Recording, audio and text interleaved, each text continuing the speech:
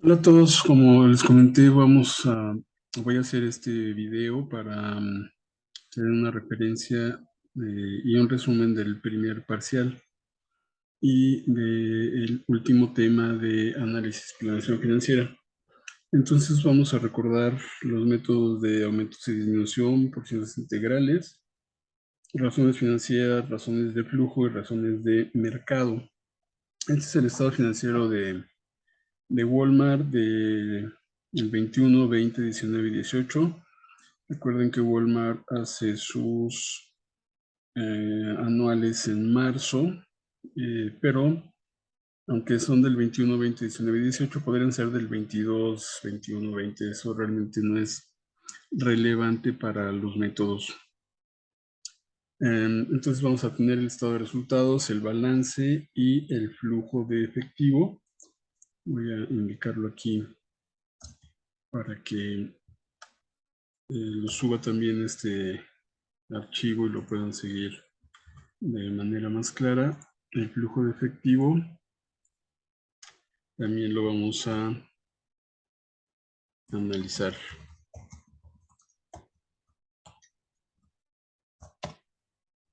Muy bien, entonces vamos al aumento de aumentos y disminuciones. Como saben, el método de aumentos y disminuciones es comparar el año actual con el año anterior en términos monetarios y en términos de porcentajes, básicamente sobre porcentajes. Entonces recordamos que es el año actual entre el año anterior menos 1% y pues podemos copiar todos los datos, más bien la fórmula o la pequeña división, y de igual manera la cifra actual menos la cifra anterior y la copiamos al estado de resultados. Recuerden que lo más importante de este pequeño análisis, que es simplemente una división y una resta, pues es en la parte de ventas. En los demás recuerden que no nos ayuda mucho para analizar, pero sin embargo pues se sigue realizando. Para el 20 será el 20 entre el 19 menos 1% y será la resta del 20 menos el 19%. También lo pasamos a todos los rubros, recordando, insisto, que quizá lo importante sea, o no sea, sino es en la parte de ventas y quizá en la parte de las utilidades, cómo crecen. No importa y no es analizable, como ya hemos visto, cómo crecen los costos o las utilidades brutas, sino básicamente las ventas y, repito, en todo caso, las utilidades. Y terminaré con el 19 entre el 18 menos 1% y con la resta en términos monetarios. Ahí los tenemos, importante ventas, crecimiento, ya también recuerden que vimos como el crecimiento real y en todo caso el crecimiento en las utilidades para efectos de presentaciones. Aquí está el dato de la depreciación del ejercicio que utilizaremos en las otras razones financieras y que está dentro de los gastos de operación. Como había comentado, es un método muy sencillo, indica como desventaja indica la consecuencia y no indica la causa. Como ventaja es muy sencillo y como estoy comentando es útil para analizar las ventas y un poco para las utilidades. En el balance no nos ayuda de mucho, pero lo haremos. Realmente no nos ayuda de nada, quizá por costumbre y porque no es complicado, pues se hace finalmente, pero realmente ayuda de muy poco. Nada más como pues, una relación de qué pasa con una cuenta y con otra. Pero insisto, realmente no es un análisis claro de qué puede estar pasando con las cifras en términos de aumentos y disminuciones. Ahí tenemos en términos porcentuales, en cifras, para rellenar como dato. Lo van a tener que hacer en su proyecto, pero no hay nada que analizar realmente. Porque ya comentaba, pues no puedo decir que porque el activo subió sea malo, si realmente viene de, por ejemplo, de capital o de reinversión de utilidades, no lo sé, o sea, no es analizable como tal. Ahí está pasivo y capital. Y finalmente, insisto, para presentación, pues lo ponemos. Repito para terminar, que ya con eso concluimos. Ahí está. Lo importante son las ventas, un poco las utilidades.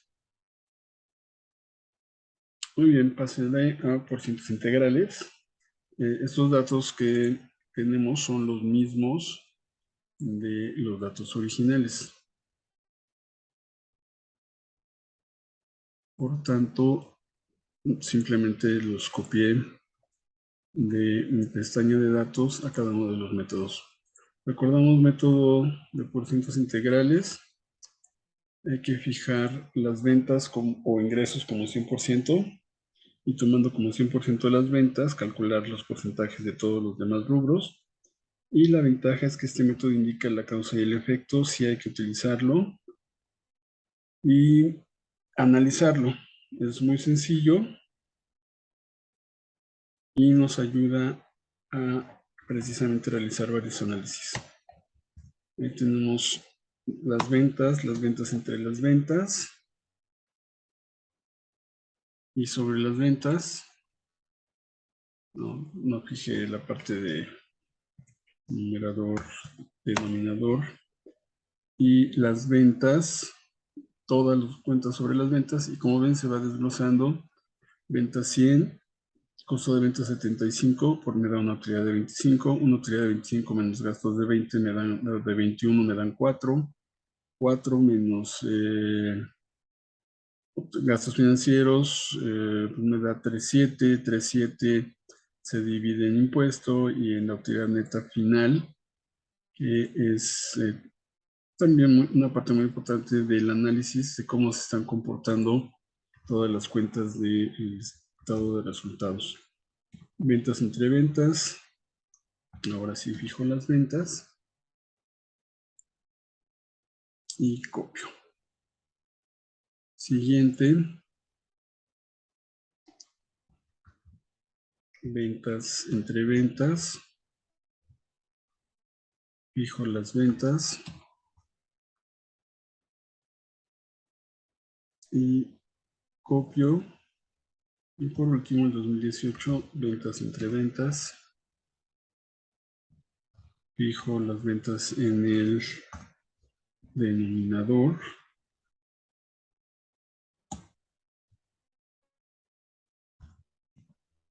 Y copio todo el estado de resultados. Entonces, como ven, ya lo habíamos comentado, las utilidades más o menos se mantienen. El 20 y 21 crecieron respecto de 19, bajaron el 19 seguramente por pandemia. Y los costos son los que sí se mantienen en niveles de 75. Y eso, como también hemos comentado, es importante porque quiere decir que hay una buena administración de los costos en ese tipo de negocios que son de volumen. En el estado de situación financiera, en el balance se asigna 100% al total, 100% de activo total, perdón, 100% pasivo y capital contable, y se puede analizar también el pasivo total como un 100% y el capital contable como un 100%. Al analizar la inversión se ve la eficiencia del activo, como también lo vimos, y al revisar el pasivo y capital vemos las fuentes de financiamiento de esa inversión. tomando como pasivo total el 100%, analizamos los plazos, cuánto es a corto plazo y cuánto es a largo plazo. Y en el capital contable, básicamente, cuánto tenemos de utilidades acumuladas, qué tan rentable ha sido la empresa y cuánto se ha acumulado de esa rentabilidad. Entonces, pues simplemente hacemos la misma operación, ahora con los activos. Activos entre activos. Mantenemos fijo el denominador y copiamos. 2020, activo entre activo, fijo el denominador. 19, activo entre activo, fijo el denominador. Y 2018, activo entre activo, fijo el denominador. Copiamos todo el activo. Copiamos todo el activo. Y copiamos todo el activo.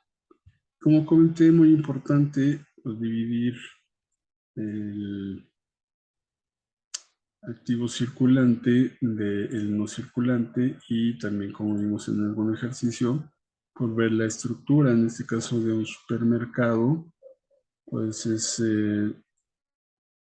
algo correcto que haya más activo de activo no circulante que activo circulante, porque la mayor parte de los activos de un supermercado que es dueño de los inmuebles, pues son precisamente los inmuebles, la tecnología, los sistemas, los stands, estacionamientos y todo eso. Y entonces es relativamente lógico, o básicamente lógico, o es una buena estructura que tenga más circulantes que, perdón, no circulantes que circulantes. Y en el pasivo y capital, como comenté, básicamente es para ver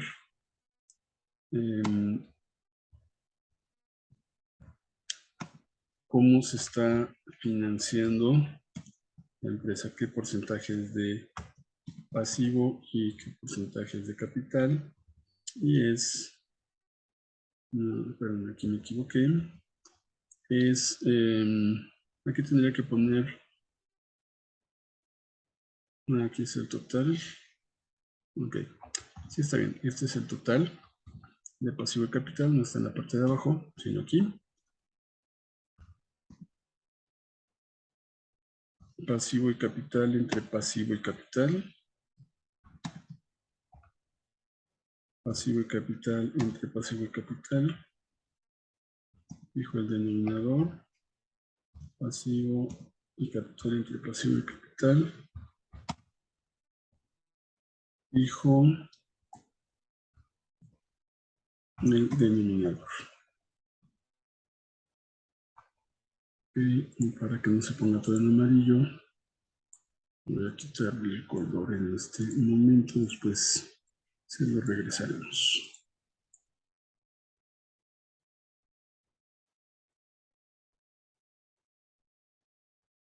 Muy bien. Veamos.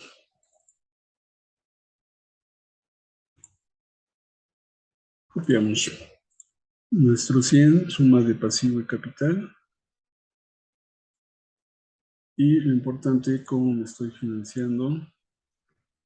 52% como está financiando Walmart, 52%, 56%. Pasivo, 43% capital, 50-49, 55-44, que como verán también es una estructura de capital adecuada. En este año 2018 fue un poco más alto, o sea, debían más, pero después fueron compensando un poco y tiene una estructura adecuada, entendiendo que un supermercado pues, tiene una parte muy importante de proveedores y es lo que le da el financiamiento en esos niveles, y también una parte de de esos financiamientos de largo plazo para probablemente adquirir algunos equipos como se puede ver. Aquí dice que se puede analizar pasivo total como 100%. Entonces voy a hacer aquí una pequeña operación, que ustedes la pueden hacer de mejor forma en su trabajo.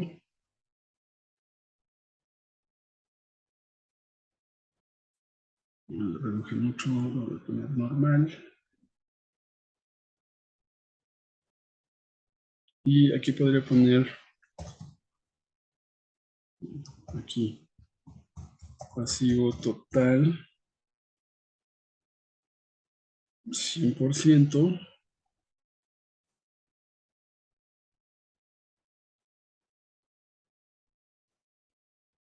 Y creo que sí hubo un error. Voy a corregirlo rápidamente porque aunque aquí dice, aquí es pasivo, sí, no estaba el total. Aquí hay que poner, voy a poner total pasivo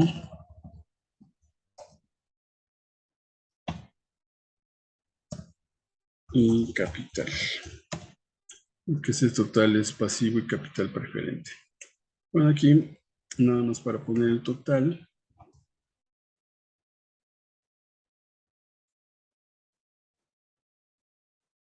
Voy a hacer la suma. Ustedes ya tienen sus datos con los totales, pero en este caso es todo el pasivo y el capital para que sume básicamente igual que el activo, por supuesto. Entonces, aquí va a haber un cambio,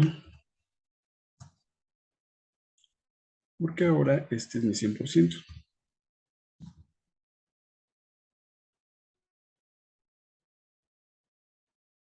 Fijo, porcentaje,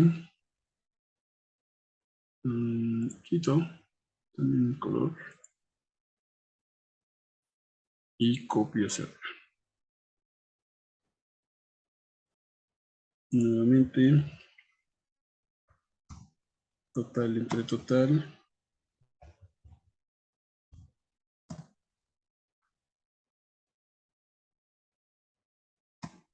Fijo, porcentaje, color,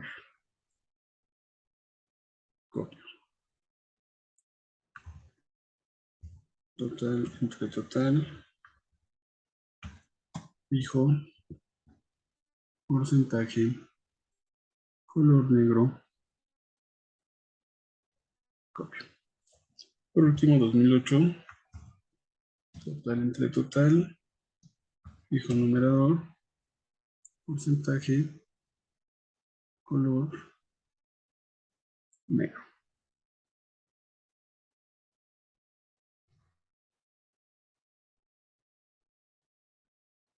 Muy bien. Y entonces, bueno, ahora el 100 es el total pasivo y capital. Ahora sí está bien. Y entonces el 65% es financiamiento, que toma cierta consistencia. Y el 35% es capital. Entonces, también tiene cierta consistencia. Era un apalancamiento de 2-1, pero insisto, sigue siendo razonable para un supermercado. Y ahora sí, pensé que tendría pasivo total como un 100%, que es este, y los pasivos de corto y el largo plazo, que son los 92 y los 72. Entonces, nada más ahorita con el pasivo total, lo que tendremos es que el pasivo total es el 100%,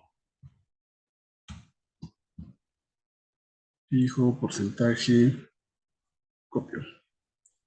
Y el pasivo de corto plazo es el 56 y el de largo plazo es el 44, que también tiene cierta lógica para un supermercado.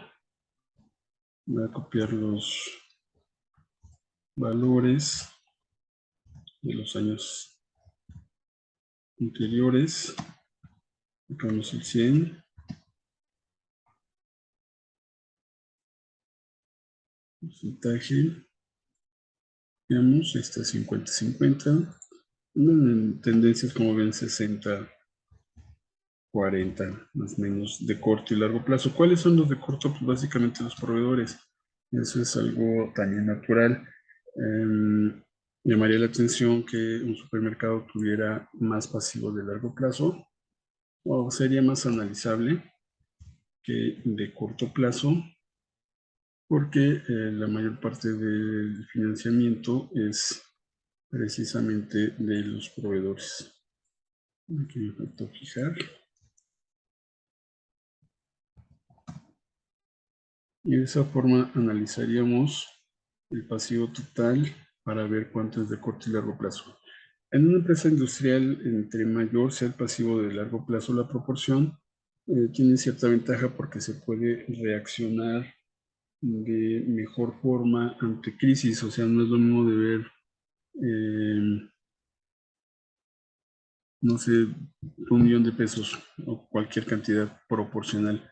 Pero voy a pensar en 1 millón de pesos. No es lo mismo de ver 1 millón de pesos de corto plazo y que haya una crisis y las tasas suban y demás, que de ver 1 millón de largo plazo donde puedo reestructurar y tener tiempo para ajustar la empresa. Entonces es mejor siempre proporcionalmente tener más de largo plazo, de pasivos financieros básicamente, que de corto plazo. Si es un pasivo de proveedores, pues finalmente estará respaldado técnicamente o teóricamente por el inventario y por los clientes. Y por último, en este método, capital contable. Aquí el capital contable, bueno, no lo tengo separado, solo está el capital contable, pero bueno, podría separarse básicamente cuánto es la utilidad retenida, y también entre mayor sea el capital social proporcionalmente que las utilidades retenidas, hay menos riesgo para los acreedores. Es decir, si una empresa tiene un capital de 1 millón y 99 millones de utilidades retenidas, pues puede retirar los 99 millones. Pero si tiene 99 millones de capital y uno de utilidades retenidas, pues si retira el millón, no afecta a la estructura de la empresa. Espero haber explicado esa parte. Si tienen duda, pues me preguntan. Bueno, vamos por último a las razones financieras, a todas las razones financieras. Las razones financieras, como hemos comentado, son una razón, es una división que nos dice algo, y estamos divididos básicamente en 6 grupos de razones. Vamos a ver el primero, que es liquidez, eficiencia, que incluye el capital de trabajo, que también ya lo vimos, y apalancamiento, rentabilidad, flujo y mercado.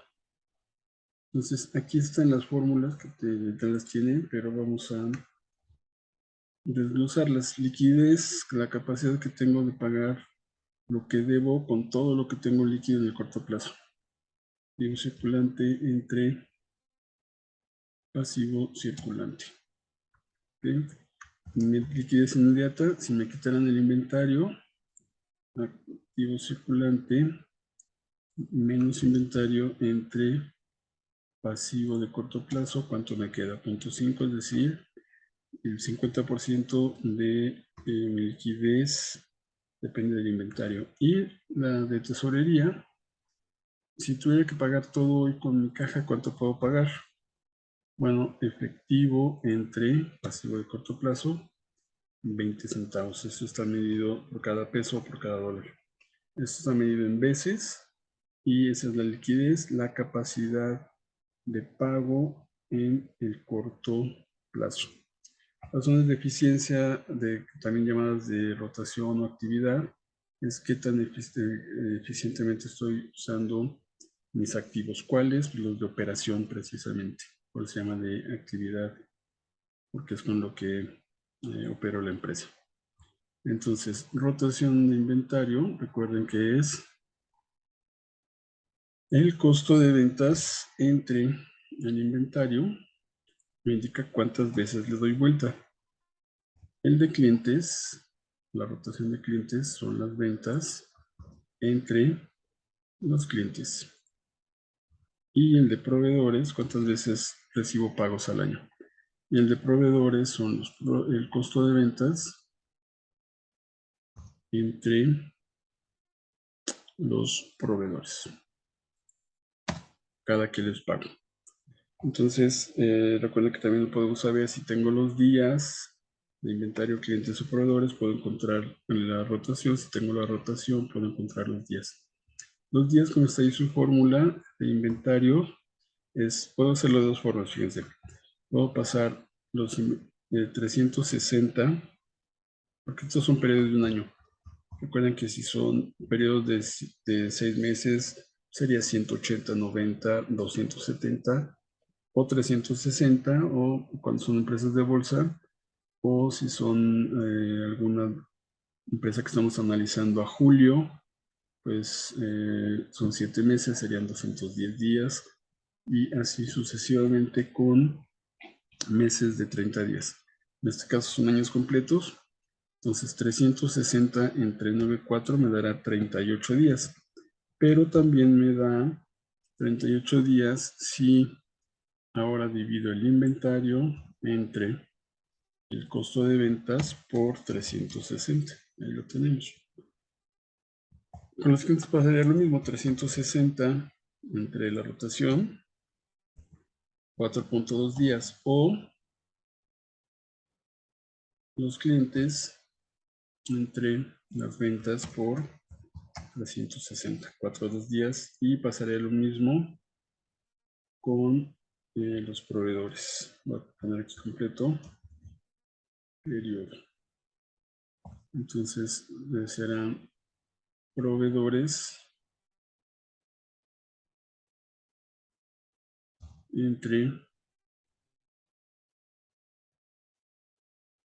costo de ventas por 360. El ciclo de operación también recuerden que está definido como días de inventario más días de clientes menos días de proveedores, y que sea negativo está a mi favor. Y por penúltimo y último, la rotación de la propiedad, planta y equipo, que son las ventas entre propiedad, planta y equipo neto, no bruto, sino neto. Recuerden que es cuántas veces generan mis activos su valor en ventas, mis activos de operación o propiedad, planta y equipo. Y por último, de estas razones, la rotación de activos totales, que es las ventas entre los activos totales. De igual manera, cuántas veces los activos generan su valor en ventas.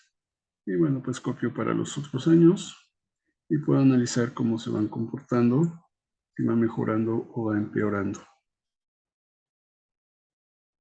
Capital de trabajo, debemos también echar el análisis, pero lo voy a hacer otra vez. El capital de trabajo es el activo circulante menos el pasivo circulante, lo tenemos negativo. Vamos a ver para cuánto nos alcanza. Primero vemos el desembolso promedio, que son el costo de ventas, o que es el costo de ventas más los gastos de operación entre el periodo, en este caso 360 días, es lo que gasta. El ciclo de operación aquí lo tenemos. Y la cobertura de capital de trabajo es el capital de trabajo entre desembolso promedio. Y por último, restamos el ciclo de operación al capital de trabajo Y tenemos básicamente un día a nuestro favor. Recuerden que ese negativo depende de cuánto la resta. En este caso nos sobra un poquito menos de un día por el desembolso promedio. Pero bueno, aquí lo voy a poner por -1 porque ese es el dinero que realmente nos sobra en este análisis de capital de trabajo.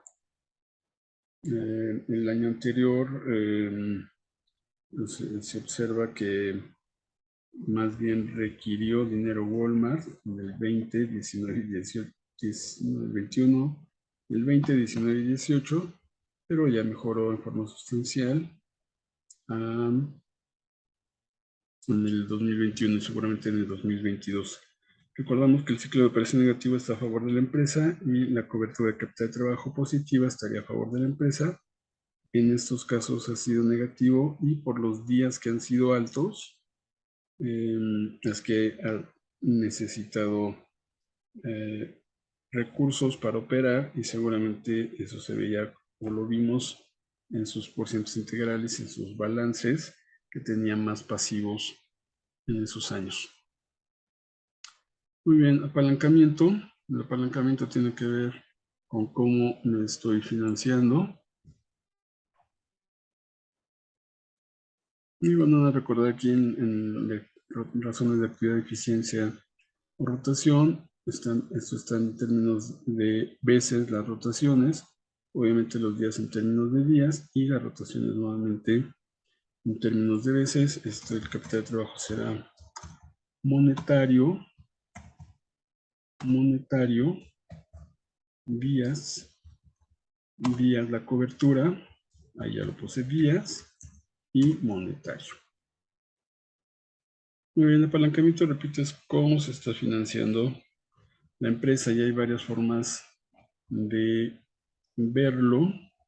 Voy a ponerle los años también en cada razón para que se pueda apreciar mejor. Entendiendo que, repito, les voy a dejar también este archivo. Entonces, el apalancamiento es el pasivo total a activo total, es un porcentaje que ya lo vimos aquí en los porcientos integrales.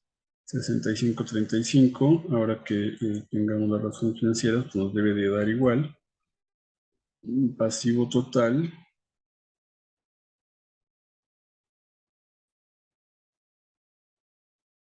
aquí está, aquí no puse el pasivo, perdón, la suma como del anterior, así que vamos a agregarlo. Pasivo total más capital.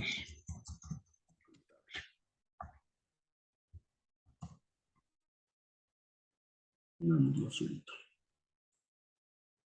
Y recordemos que es pasivo total más el capital contable. Lo pude haber hecho con el activo total, porque es la suma, obviamente, pero nada más para que concuerde con la fórmula. Entonces es pasivo total entre activo total, me estoy financiando, ahí está el 65%. Por lo tanto, el capital es 1 menos lo que me financie con pasivo para que me dé el 100, o el capital contable, siguiendo la fórmula, entre el activo total. Será el 34. Después también recuerden que hay otra forma de verlo como activo a capital. Es al revés. Activo entre capital. O activo entre pasivo total. Es un poquito más difícil de entender. De hecho, nos utiliza mucho, pero aquí entre más cerca esté en el capital de 1, me estoy financiando más con capital. Entre más alejado, me estoy financiando menos. Y obviamente el inverso, si me estoy financiando menos con capital, me estoy financiando más con pasivo. ¿Cuál está más cerca de 1? Pues el pasivo, aquí se ve 65 a 34. es otra forma de verlo. Como ven, es nuevamente pasivo y activo. Es como financiación e inversión, visto de dos maneras, como veces, bueno, aquí como porcentaje,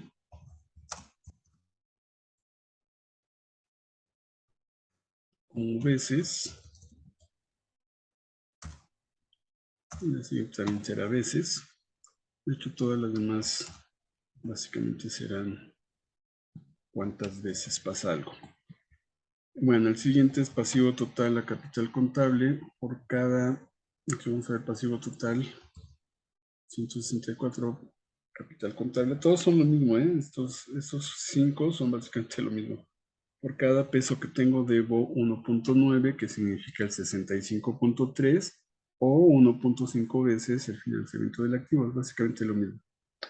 Bueno, la cobertura de intereses se puede analizar de dos formas. De dos o tres formas y puede ser con la utilidad de operación, con los gastos financieros exclusivamente.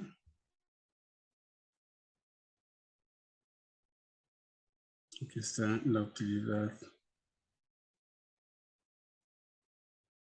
de operación. Aquí está mal escrito. Aquí es utilidad de operación neta. Ya lo cambiaré en las siguientes, en los anteriores, y ya cuando se lo suba ya va a estar corregido. Entonces, nuevamente, utilidad de operación entre el gasto financiero, solo que no sé estrictamente cuánto es el gasto financiero, pero lo voy a poner igual, pero aquí debería ser entre el neto. O sea, lo que pasa es que hay veces que tengo productos financieros y gastos financieros. Aquí no lo desglosé, pero uno es, aquí va a dar igual, pero uno es sobre el gasto como tal y el otro es sobre el neto. Cuando es en el neto, pues vamos a pensar que pagué 100 pesos de gasto financiero, pues si lo hago sobre el gasto financiero, sí habrá una cobertura positiva, pero si pagué 100 de gastos financieros y tengo 200 de productos financieros, pues los productos financieros cubrieron el gasto financiero, pero no siempre es así, no siempre hay productos financieros. Así que lo más adecuado es tomar el gasto financiero como tal y no el gasto financiero neto, aunque repito, aquí pues no está desglosado, pero si lo tienen desglosado, habrá que hacerlo de la manera que lo estoy comentando. Entonces aquí va a dar lo mismo. Porque es porque está el gasto financiero sin desglosar. Creo que aquí está el gasto financiero desglosado.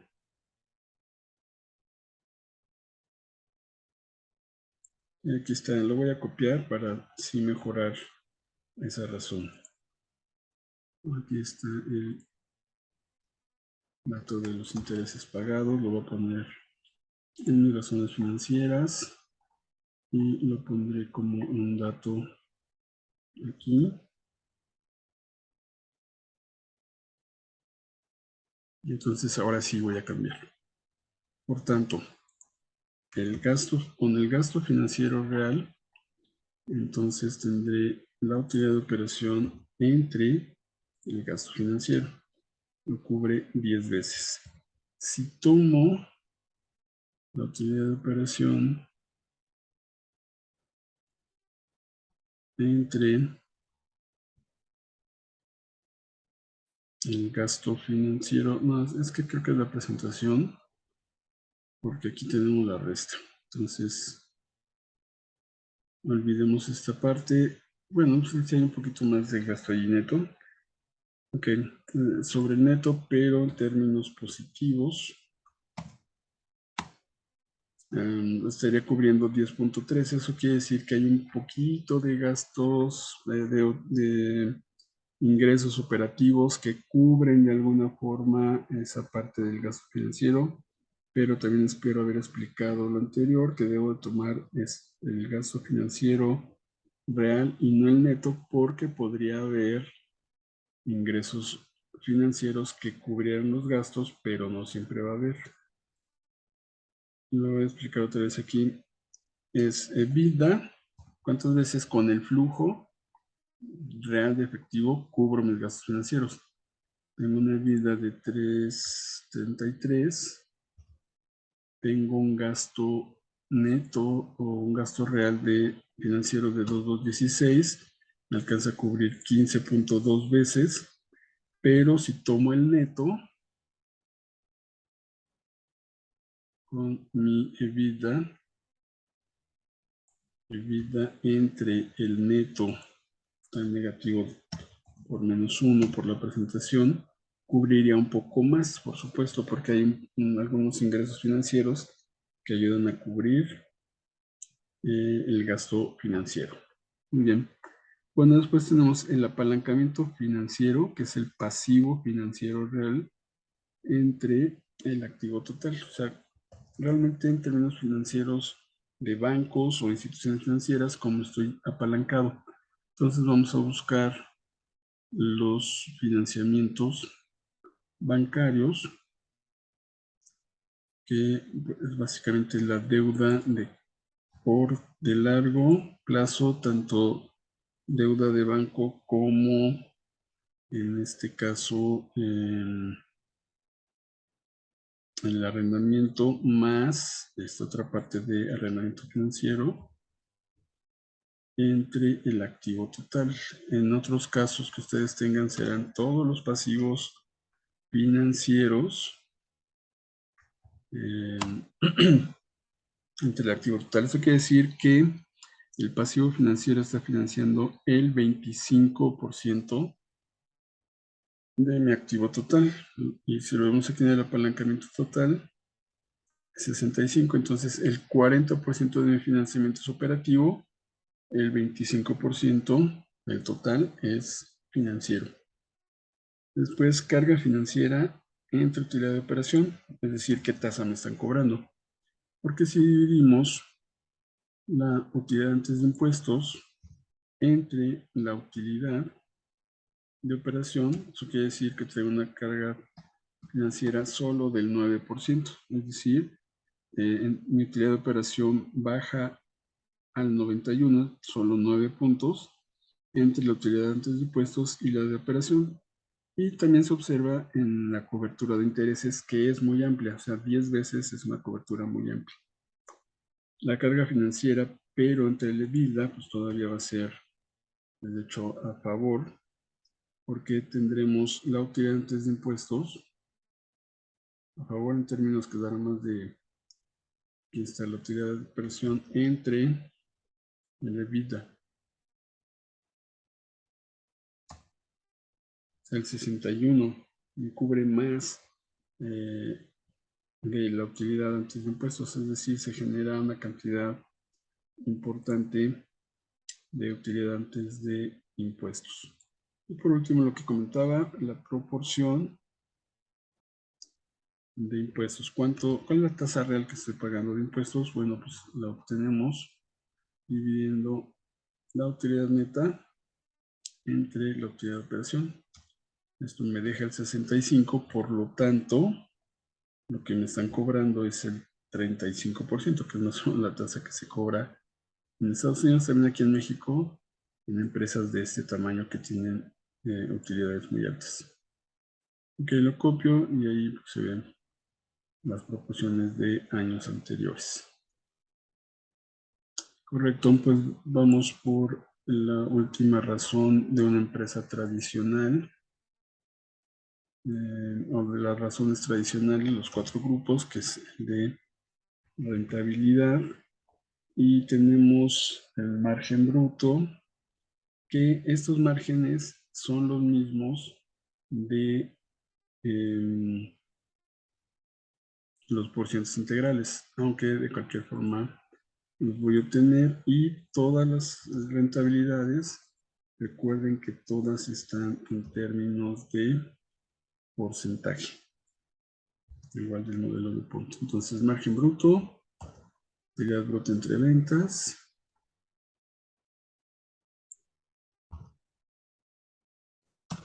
porcentaje de operación,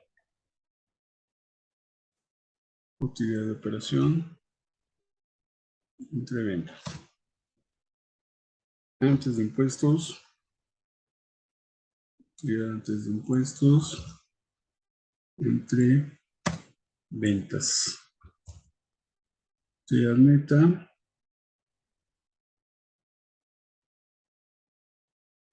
utilidad neta entre ventas. EBITDA, ahí lo tenemos. Es EBITDA entre ventas. ¿Cómo sacó el EBITDA? Recuerden que el EBITDA es la utilidad de operación más la depreciación. Te regreso ahí, nada más para ponerla. Utilidad de operación más depreciación. Bueno, esos son los porcentajes de las utilidades o de los márgenes. Y ahí se ve la mejoría o si ha empeorado. Ha ido, pues, como vimos, se manejan muy constantes en todos estos rubros. Después tendremos tres formas de obtener los siguientes dos razones financieras. El ROA, que es la rentabilidad sobre los activos, visto con la utilidad de operación, el EBITDA o la utilidad neta. ¿De qué depende esto? Pues de con quién me esté comparando.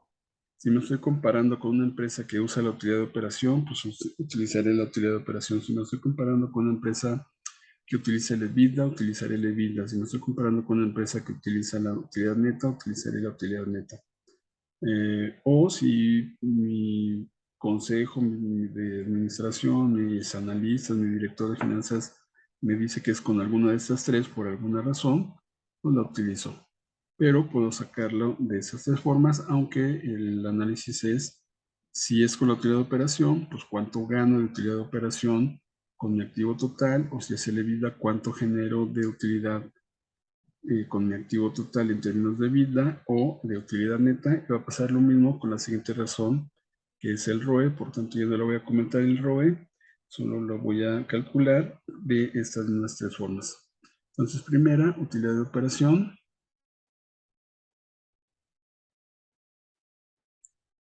entre activos totales. EBITDA, que debería ser siempre mayor, entre activos totales.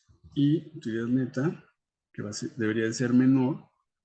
Si fuera mayor es porque hay algún ingreso adicional que no es parte de mi operación, porque precisamente es la utilidad de operación. Como ven, mayor la de operación que la neta y mayor el EBITDA que la de operación por el flujo que tiene. Y es lo mismo para el ROE, que es la rentabilidad del dinero de los socios, es decir, del capital contable. Entonces es utilidad de operación entre capital contable y pasará el mismo efecto. EBITDA entre capital contable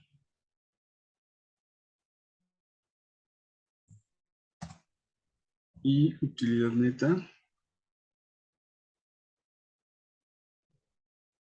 entre capital contable. ¿Cuánto está ganando el socio por cada peso que invierte?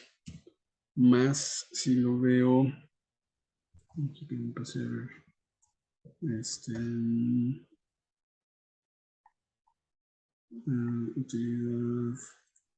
neta entre capital contable, ahí está. Más si lo veo con la utilidad de operación que con la neta, y más con el EBITDA que la utilidad de operación.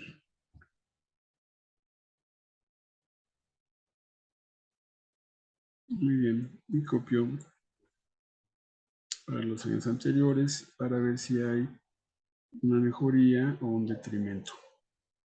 Y por último, el modelo DuPont, que ya vimos que es denominado como ROI, que también tiene tres formas de poderlo establecer. Uno es utilidad antes de impuestos entre activo total, que es muy similar al ROE. De hecho, el ROI es muy similar al ROE. Utilidad antes de impuestos entre activo total. Y también dependerá de cómo me estoy comparando con los demás o cómo me están pidiendo que lo analice. El 2 es el ROA por pasivo total. Así que tengo, vamos a poner el ROA el de utilidad neta, aunque podría ser con alguno de los tres, pero el ROA con la utilidad neta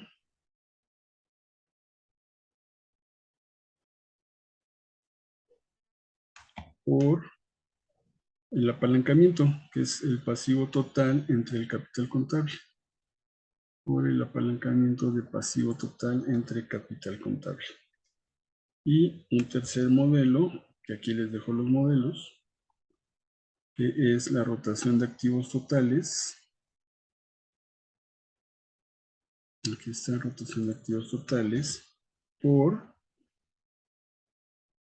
el margen neto. Y aquí tenemos el margen neto. Entonces son tres formas de ver el ROA. Repito, hay que ver cómo nos comparamos con los demás y qué quiero hacer para saber cuál utilizar y ser consistentes.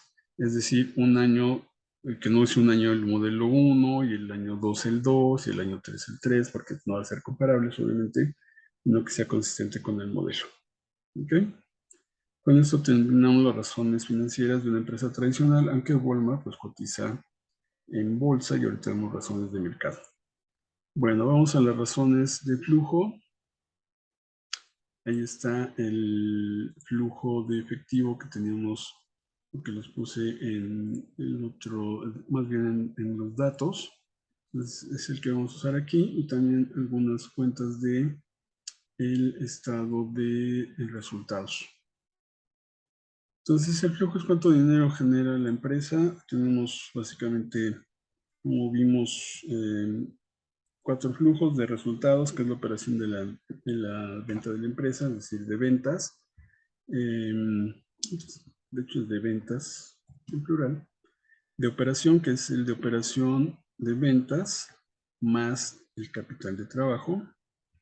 Después de inversión, que es compra y o venta de activos no circulantes. Y de financiamiento, que es adquisición y o pago de pasivos y pago de dividendos. Y eso me dará como resultado el efectivo al final o la generación o uso de dinero de ese efectivo.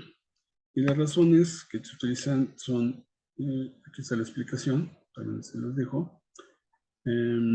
Flujo de resultados, que es nuestro flujo, se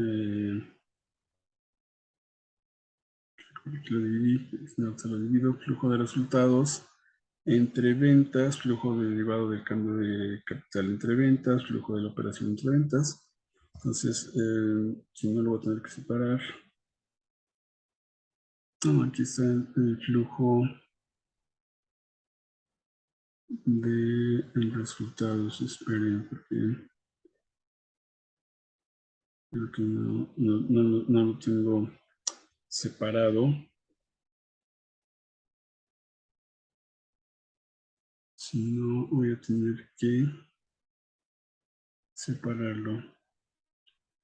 Menciones, depreciaciones, cambios en el capital de trabajo. Voy a tener que insertar aquí una fila y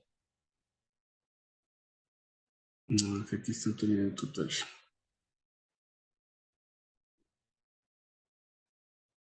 Bueno, este es,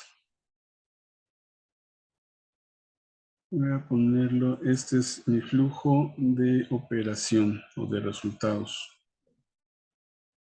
En azul. Este es mi flujo de capital de trabajo. Voy a poner los flujos en azul. Ok, después, y estos dos son mis últimos flujos. Y después está el desglose de dividendos y demás, pero estos son mis 4 flujos básicos. Entonces, el flujo de resultados, el flujo de operación entre mis ventas, el porcentaje. Flujo de capital de trabajo, cambio en el capital de trabajo, o sea, cuánto se generó en las operaciones de capital de trabajo, igual entre ventas.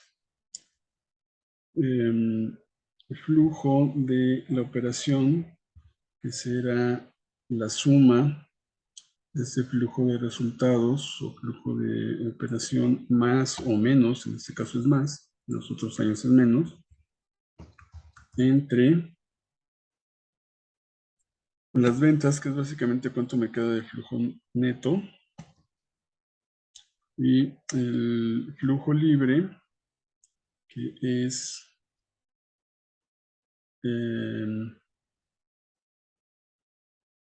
mi flujo de operación. Ahorita vamos a ver por qué es libre, porque ya tuve la operación, ya está mi capital de trabajo y más o menos, y ya invertí, ¿ok? Entonces ya me sobra para pagar, ¿ves? El neto, no, perdón, ya pagué, ya me sobra para invertir entre las ventas. ¿Cuánto me sobra de porcentaje? ¿Ok? Y las últimas tres, o sea, cuánto destino al pago o cuánto me queda de flujo después de que ya pagué prácticamente todo, me quedan para mis inversiones o para otros financiamientos. Y el flujo de operación es el flujo de operación entre intereses pagados.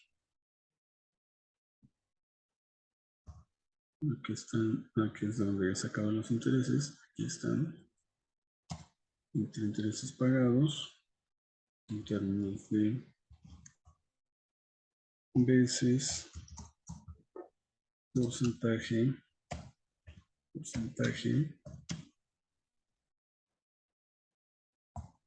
¿Cuánto fue de financiamiento ajeno? Si no, vamos a ver aquí las fórmulas para que quede un poquito más claro. Quedé con la duda de... No, pero es el flujo, financiamiento ajeno entre el flujo generado por la operación, es decir, cuánto fue no de capital, sino de préstamos entre el total del financiamiento. Entonces vamos a ver.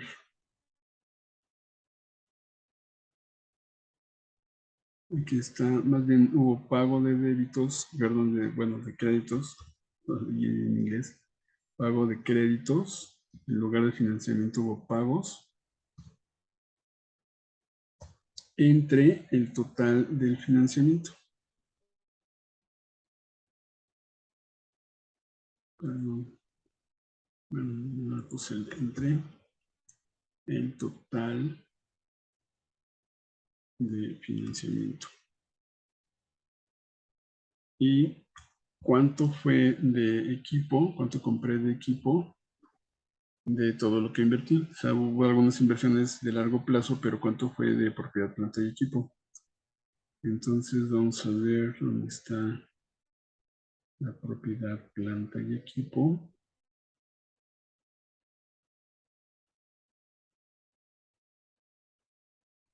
Aquí está. Vamos a recompra. Es... Ah, bueno, de hecho es el free cash flow, ahorita lo ponemos. Pues en este caso de Walmart, al parecer,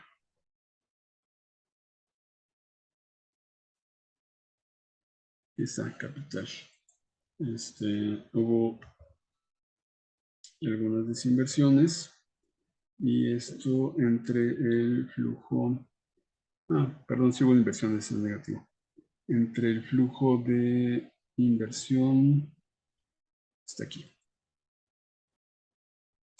El Los flujos, recuerden que pueden ser positivos o negativos. Esto quiere decir que compró más activos incluso de los que vendió, es decir, a lo mejor compró 120 y vendió 20, por eso aparece como un neto de, o parecería como un neto de 100. Con esta división veo que compró, o vemos que compró más de lo que generó ahí de flujo de inversión. Recuerden, en los activos, en el flujo de inversión negativo significa que se usó dinero para los activos, en el de financiamiento que se pagó el financiamiento. Y nada más voy a regresar al flujo de efectivo libre porque ahí está definido el free cash flow, que es directo. El free cash flow, que es lo que me queda ya para poder hacer operaciones entre las ventas. Es decir, está un 4.6%. ¿Ok? Y estas son las razones de flujo de efectivo. Y por último, vamos a ver algunas razones. No las voy a calcular porque son varias. Y básicamente son para empresas que cotizan en bolsa. Entonces sí voy a mostrar varias de ellas, por ejemplo, a través de Finviz, de hecho del mismo Walmart. Vamos a entrar a Finviz y vamos a buscar Walmart. Estoy haciendo esto hoy 2 de noviembre, se cayó el mercado en Estados Unidos en forma importante. Ahí está toda esta parte en rojo. Pero bueno, vamos a ver específicamente a Walmart. Aquí hay una serie de razones financieras, todo esto que ven, el 90% son razones, el 80% son razones financieras. Aquí hay algunas como deuda de largo plazo a capital, es decir, el apalancamiento, este es el otro apalancamiento, deuda a capital, que si ven coincide todavía, aunque esto es reciente, el 65% que vimos. Su razón circular, su razón, sí, liquidez, ¿no? Y el quick radio, es decir, la razón de liquidez inmediata, pero los demás son razones de mercado. Por ejemplo, está price to earning, eso quiere decir cuántas veces estoy pagando, por poner algún ejemplo, puede haber dos ejemplos. Esta razón de price to earning es cuánto estoy pagando, cuántas veces estoy pagando como precio las utilidades. Esto es decir, 28 veces. Esto quiere decir que si Walmart estuviera ganando, no sé, como si tuviera una utilidad de $1, estaría pagando 28 pesos la acción. Entonces estoy pagando 28 veces las utilidades que ha ganado por acción. Es elevado, pero bueno, es algo razonable. Cuando está en negro es algo razonable. Ahorita tenemos una que está muy alta. Igual el price to earning, pero para el siguiente año fiscal se estima en 21.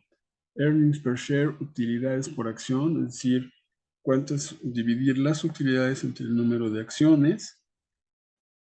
Aquí, por ejemplo, price to book también es muy interesante. ¿Cuántas veces estoy pagando el valor en libros de Walmart?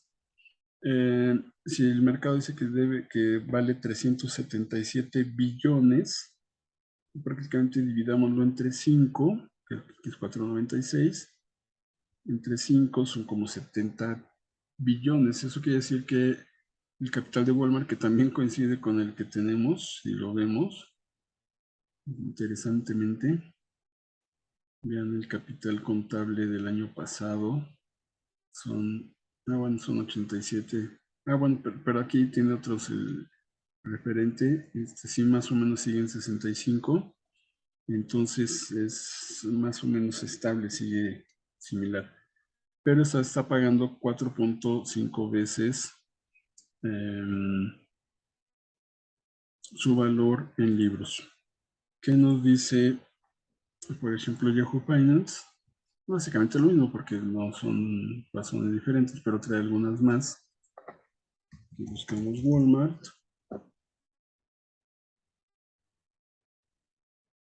Y veremos cuáles razones financieras que son, básicamente repito, las mismas.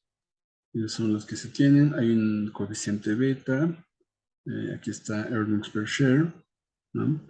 Price to earning, que son básicamente estas razones de mercado de estas empresas. Bueno, de esta empresa en particular, y esas son las razones de mercado que solo aplican para empresas que cotizan en la bolsa. Si aquí vamos a buscar en Tesla,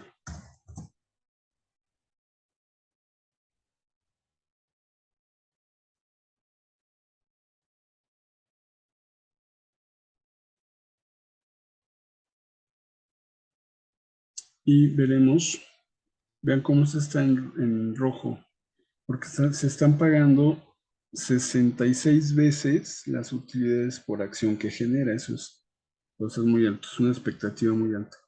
Y por otro lado, el valor en libros se está pagando 17 veces su valor en libros, por eso está en rojo, como una señal de, oye, ten cuidado porque realmente es muy alto esa evaluación. No es como tener un coche que dice, oye, pues vale 100 en el mercado, pero lo están vendiendo en 1 millón. Quizá no tenga mucha razón, quizás sí, pero algunos analistas o estos analistas en particular decían, pues no, está muy alto. Entonces, estas son muchas razones de mercado que, insisto, aplica solo para las empresas que cotizan en la bolsa. Bueno, espero que con esto haya quedado un poco más claro todo este tema de análisis financiero. Si tienen alguna duda, la revisamos este viernes 4 en nuestra clase, y que tengan una buena noche.